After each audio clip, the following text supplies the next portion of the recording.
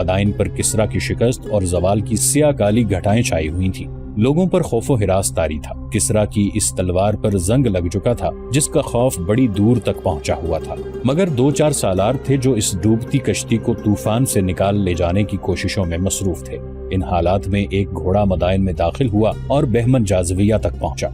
अब और क्या बुरी खबर रह गई थी जो तू लाया है? बहमन ने पूछा। कहां से आया है तू? क्या मुसलमानों का लश्कर मदाइन की तरफ आ रहा है? नहीं, उस आदमी ने कहा। मुसलमानों का लश्कर चला गया है। चला गया है? बहमन जाज़विया ने तंजिया लहजे में पूछा। तू उन लश्करियों में से मालूम होता है जिन्हें मुसलमानों की दहशत ने पागलपन तक पहुंचा दिया है। क्या तू नहीं जानता तेरे जुर्म की सजा मौत है? ये आदमी घोड़े से उतर चुका था। उसकी इत्तला पर बहमन जाज़विया बाहर आ गया था। उसने उस आदमी को अंदर ले जाकर इज्जत से बिठाने के काबिल नहीं समझा था। सजाए मौत का नाम सुनते ही उस आदमी ने घोड़े की बाग छोड़ दी और तेजी से आगे होकर सालार बहमन जाज़विया के कदमों में बैठ गया। मैं ऐनो तिमर से आया हूँ, उसने घबराई हुई मुल्तजी आवाज में कहा। बेशक मैं शिकस्त खाने वालों में से हूँ, लेकिन उनमें से भी हूँ जो शिकस्त को फतह में बदलना चाहते हैं। पहले वो बात सुन लें जो मैं बताने आया हूँ, फिर मेरा सर काट देना, लेकिन मेरी बात को टालोगे तो ये न भूलना कि तुम में से किसी का भी सर मुसलमानों के हाथों सलामत नहीं रहेगा। बोल, जल्दी बोल। बहमन ने कहा। क्या बात है जो मुझे इतनी दूर से सुनाने आया है? बहमन जाज़विया की एक बेटी जो जवान थी, एक आदमी को अपने बाप के कदमों में बैठा देखकर करीब आ गई। वो देख रही थी कि जब से उसका बाप शिकस्त खाकर आया है वो गुस्से से भरा रहता है और सजाए मौत के सिवा और कोई बात नहीं करता। लड़की तमाशा देखने आई थी कि उसका बाप आज एक और सिपाही को जिल्लाद के हवाले करेगा। खालिद इराक से चला गया है, ऐनो तिमर से आए हुए आदमी ने कहा। मैं खुद नहीं आया, मुझे शमशीर बिन कैस ने भेजा है। आप उसे जानते होंगे। मुसलमानों के सालार खालिद ने ऐनो तमर पर कब्जा करके वहीं के सरकर्दा अफराद को उमाल मुकर्रर कर दिया है। उसका और बाकी सब हमला आवर मुसलमानों का सलूक मुकामी लोगों के साथ इतना अच्छा है कि सब उनके वफादार हो गए हैं, लेकिन कुछ लोग ऐसे हैं जो इस मौके की तलाश में हैं कि मुसलमानों को नुकसान पहुंचाएं। मैं खुद देख रहा था कि मुसलमानों की फौज अचानक ऐनो तमर से निकल गई। ज़रतिश्त की कसम, बहमन जाज़विया ने कहा। खालिद उन शिकारियों में से नहीं जो पंजों में आए हुए शिकार को छोड़कर भाग जाते हैं। क्या उसकी सारी फौज हमारे इलाके से निकल गई है? मैं पूरी खबर लाया हूँ सालार, उस आदमी ने कहा। ऐनो तिमर, हीरा और दूसरे शहरों में जिन पर मुसलमानों का कब्जा है, मुसलमानों की बहुत थोड़ी फौज रह गई है और एक सालार है। मालूम हुआ है कि मुसलमानों का बड़ा लश्कर दौमतुल जंदल चला गया है, जहाँ उनकी किसी के साथ लड़ाई हो रही है। शमशीर बिन कैस ने मुझे आपके पास इस पैगाम के साथ भेजा है कि ये वक्त फिर नहीं आएगा। इस वक्त अपने मफ्तूहा इलाके मुसलमानों से छुड़ाए जा सकते हैं। कुछ और सवालों जवाब के बाद बहमन जाज़विया को यकीन हो गया कि ये आदमी गलत खबर नहीं लाया है। बहमन को मालूम था कि दौमतुल जंदल कितनी दूर है और वहाँ तक पहुँचने और वापस आने में कितना वक्त लगता है। तुम वापस चले जाओ, बहमन जाज़विया ने उस आदमी से कहा, और शमशीर बिन कैस से कहना कि इतना बड़ा इनाम तुम्हारे नाम लिख दिया गया है जिसे तुम तसव्वुर में भी नहीं ला सकते।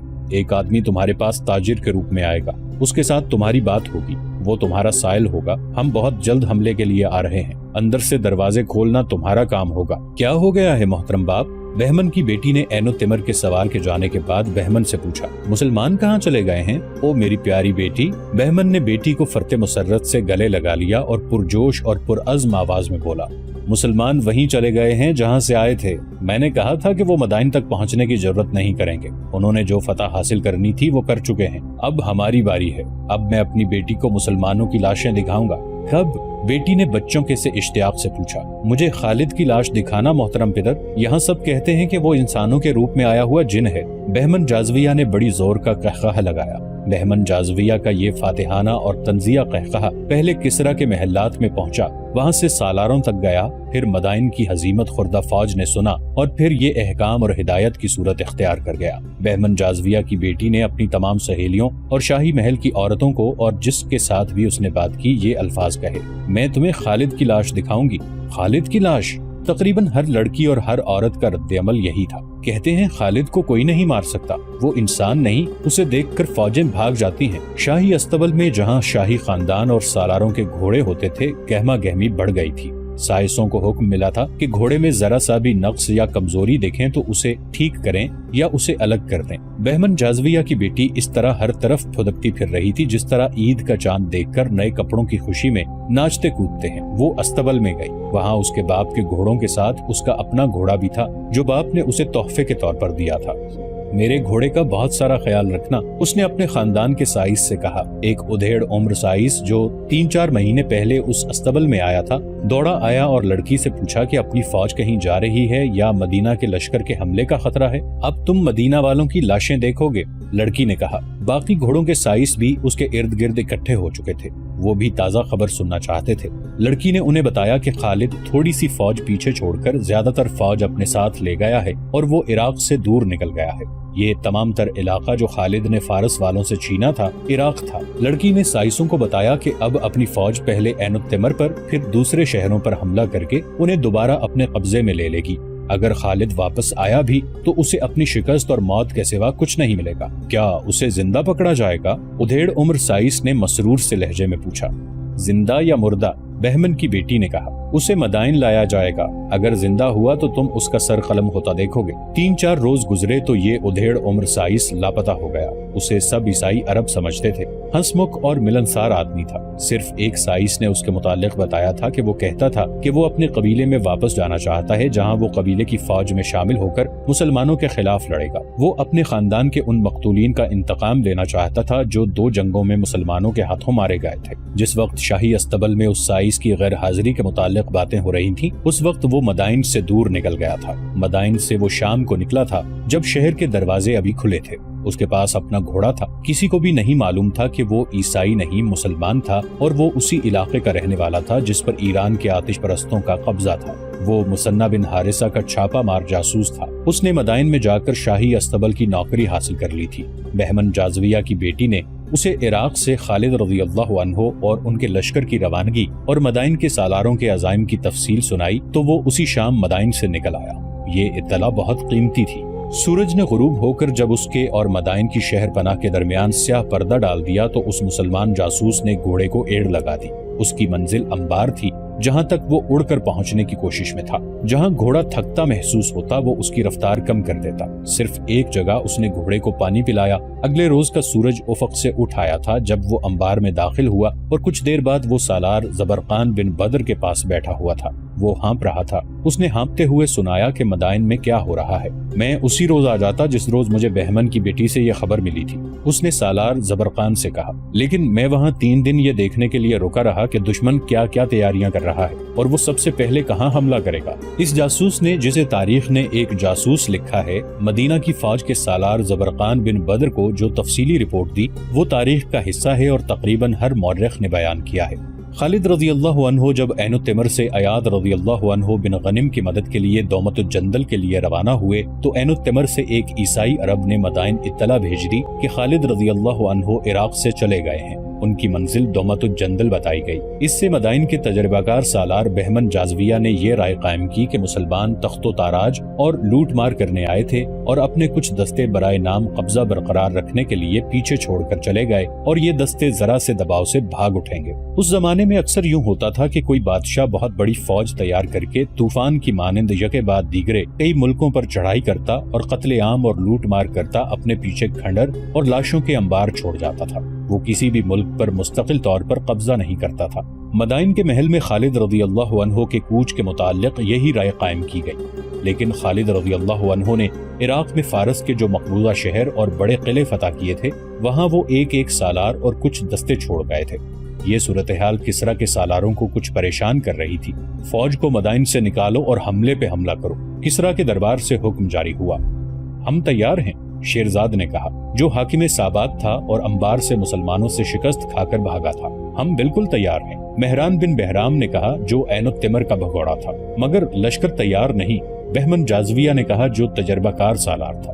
شکست تو اس نے بھی کھائی تھی لیکن اس نے کچھ تجربہ حاصل کیا تھا۔ کیا کہہ رہے ہو بہمن؟ کسرا کے اس وقت کے جانشین نے کہا، کیا ہم نے اس لشکر کو اس لیے پالا تھا کہ شکست کھا کر ہمارے پاس بھاگ آئے اور ہم ان سپاہیوں اور کمانداروں کو سانڈوں کی طرح پالتے رہیں؟ اگر ان سپاہیوں اور کمانداروں کو سزا دینی ہے تو آج ہی کوچ کا حکم دے دیں، بہمن جازویہ نے کہا۔ اپنے لشکر کی حالت مجھ سے سنیں۔ اس نے اپنے لشکر کی جو کیفیت بیان کی وہ مورخوں اور بعد کے جنگی مبصروں کے الفاظ میں یوں تھی کہ فارس کی اس جنگی جیت کے پرانے اور تجربہ کار सिपाहियों की पेशतर नफरी मुसलमानों के हाथों 4-5 जंगों में मारी जा चुकी थी या जिस्मानी लिहाज से माजूर बल्कि अपाहज हो चुकी थी। खासी तादाद जंगी कैदी थी और लश्कर के जो सिपाही और उनके कमांडर बच गए थे वो ज़हनी माजूर नजर आते थे। 3 अल्फाज मदीना, खालिद बिन वलीद और मुसलमान उनके लिए खौफ का बायस बन गए थे। वो फौरी तौर पर मैदान जंग में जाने और लड़ने के काबिल नहीं रहे थे। उनका जोश और जज्बा बुरी तरह मजरूह हुआ था। घोड़ों की भी कमी वाक़ हो गई थी। बहमन जाज़विया ने दरबार खास में बताया कि जो ईसाई कबीले उनके इत्तेहादी बनकर लड़े थे उनकी भी यही कैफियत है। महराम बिन बहरान ने उन्हें ऐनुत्तमर में जो धोखा दिया था उसकी वजह से वो फारस वालों के साथ मिलने से इनकार कर सकते थे,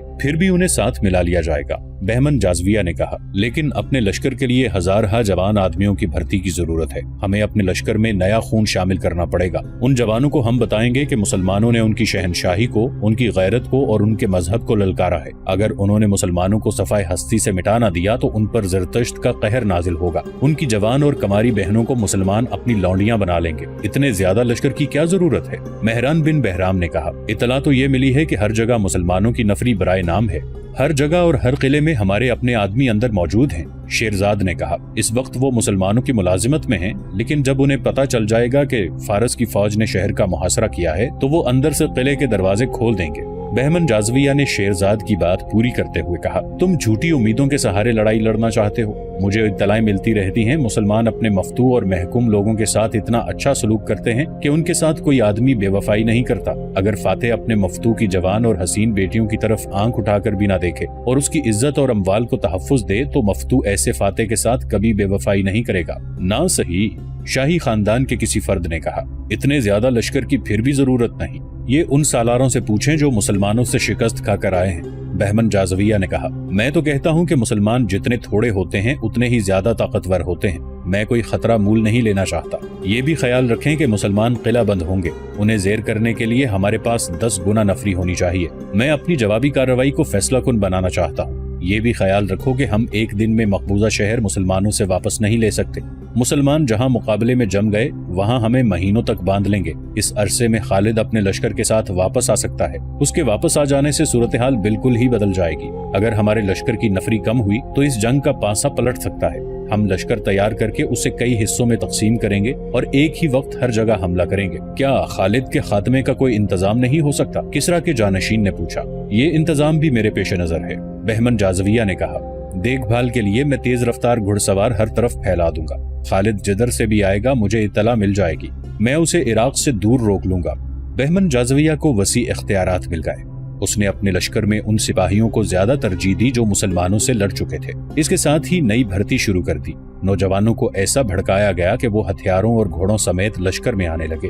ईसाइयों को ज्यादा मरात देकर फौज में शामिल कर लिया गया। ईसाई कबीलों के सरदारों को मदाइन बुलाया गया और उन्हें बताया गया कि खालिद रज़ी अल्लाह अन्हु अपने लश्कर को इराक से निकाल कर ले गए हैं और जो मुसलमान फौज पीछे रह गई है उसे यहीं खत्म करना है और जिंदा बचे रहने वाले मुसलमानों को सहरा में भटक भटक कर मरने के लिए छोड़ देना है।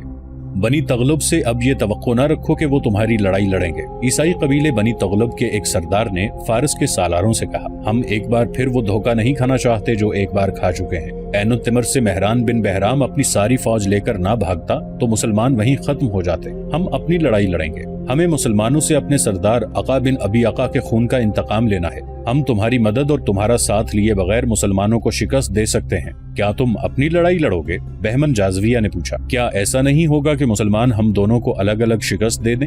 लड़ेंगे तुम्हारे दोष बदोश ही, बनी तगलब के सरदार ने कहा। मेरी अक्ल मेरे काबू में है। हमारा दुश्मन मुश्तरक है। हम तुम्हारे साथ होंगे लेकिन तुम पर भरोसा नहीं करेंगे। हमें खालिद का सर चाहिए। खालिद यहाँ नहीं है, महरान बिन बहराम ने कहा। वो जा चुका है। जहाँ कहीं भी है, ईसाई सरदार ने कहा। जिंदा तो है। हम पहले उनके उन दस्तों को खत्म करेंगे जो यहाँ हैं। फिर हम खालिद बिन वलीद के पीछे जाएंगे। वो खुद आ जाएगा। वो दोस्तों की मदद को जरूर आएगा, लेकिन यहाँ मौत उसकी मुंतजर होगी। ये मुसलमान जासूस मदाइन में ईसाई बनकर शाही अस्तबल में नौकरी करता रहा था, इसलिए वो ईसाइयों में घुल मिल गया था। उसने सालार ज़बरकान बिन बदर को बताया कि आतिश परस्तों की निस्बत ईसाई कबीले खालिद रज़ी अल्लाह अन्हु के ज्यादा दुश्मन बने हुए हैं। यहाँ तक कि उन्होंने फारस के सालारों से कहा कि वो पीछे रहें। मुसलमानों पर पहला वार ईसाई कबीले बनी तगलब, नमर और अयाद ही करेंगे। सालार ज़बरकान बिन बदर ने मदाइन की ये रिपोर्ट सुनी और उसी वक्त 2 कासिद बुलाए। उन्हें कहा कि 2 बेहतरीन घोड़े ले लें और उड़ते हुए दोमतुज जंदल पहुंचे। زبرقان نے انہیں خالد رضی اللہ عنہ کے نام زبانی پیغام دیا اور سالار اعلیٰ ابن ولید سے یہ بھی کہنا کہ جب تک انبار میں آخری مسلمان کی سانسیں چل رہی ہوں گی دشمن شہر کے اندر نہیں آ سکے گا۔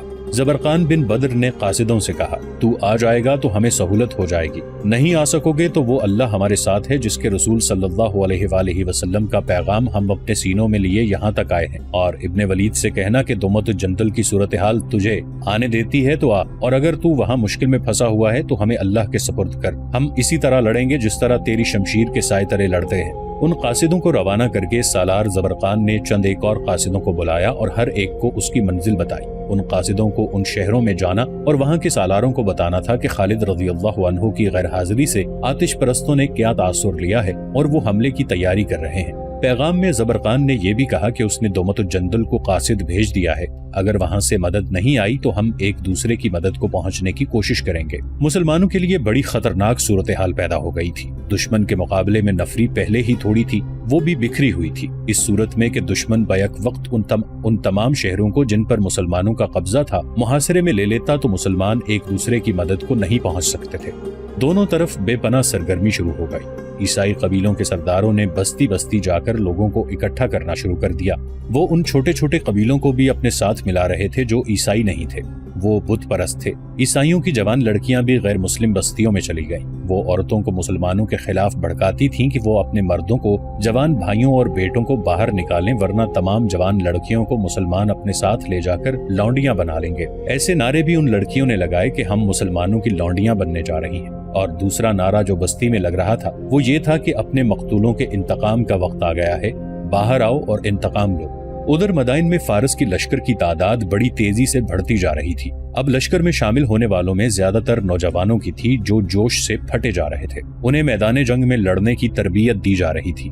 گھڑ سواری، تیر اندازی، تیغ زنی اور نیزہ بازی تو وہ جانتے تھے، ان میں انہیں مزید طاق دیا جا رہا تھا۔ بہمن جازویہ تو جیسے پاگل ہوا جا رہا تھا۔ وہ خود مشقوں کی تربیت اور مشقوں کی نگرانی کرتا تھا۔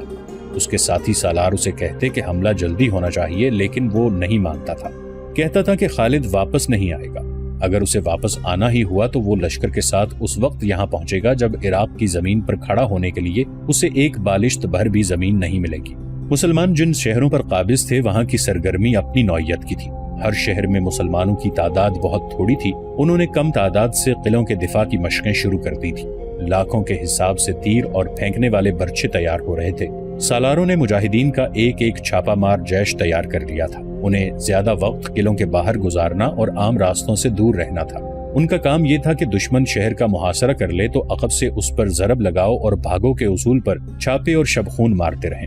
خالد رضی اللہ عنہ کی غیر حاضری میں سالار عاصم بن عمرو کے بھائی قیقاع بن عمرو مفتوحہ علاقوں میں مختلف شہروں میں مقیم دستوں کے سالار تھے۔ اس کا ہیڈ کوارٹر ہیرا میں تھا۔ اس کی ذمہ داری صرف ہیرا کے دفاع تک محدود نہیں تھی، عراق کے تمام تر مفتوحہ علاقے کا دفاع اس کی ذمہ داری میں تھا۔ اس نے اس علاقے میں بکھرے ہوئے تمام سالاروں کو ہدایت بھیج دی تھی۔ اس نے سب کو زور دے کر کہا تھا کہ دومت الجندل سے خالد رضی اللہ عنہ اور اپنے لشکر کے انتظار میں نہ بیٹھے رہیں، اپنے اللہ پر بھروسہ رکھیں اور یہ سمجھ کر لڑنے کی تیاری کریں کہ ان کی مدد کو کوئی نہیں آئے گا۔ قیقاع نے ایک کارروائی یہ کی کہ خالد رضی اللہ عنہ نے جو دستے دریائے فرات کے پار خیمہ زن کیے تھے ان میں سے زیادہ تر نفری کو ہیرا میں بلا لیا تاکہ اس شہر کے دفاع کو مضبوط کیا جا سکے۔ قیقاع کا اپنا جاسوسی نظام تھا۔ اس کے ذریعے قیقاع کو اطلاع ملی کہ فارس کا لشکر کہاں کہاں جمع ہوگا۔ یہ دو جگہیں تھیں، ایک حسید اور دوسری خنافس۔ یہ دونوں مقام انبار اور عین التمر کے درمیان تھے۔ قیقاع نے اپنے ایک دستے کو حسید اور دوسرے کو خنافس اس ہدایت کے ساتھ بھیج دیا کہ فارس کی فوج وہاں آئے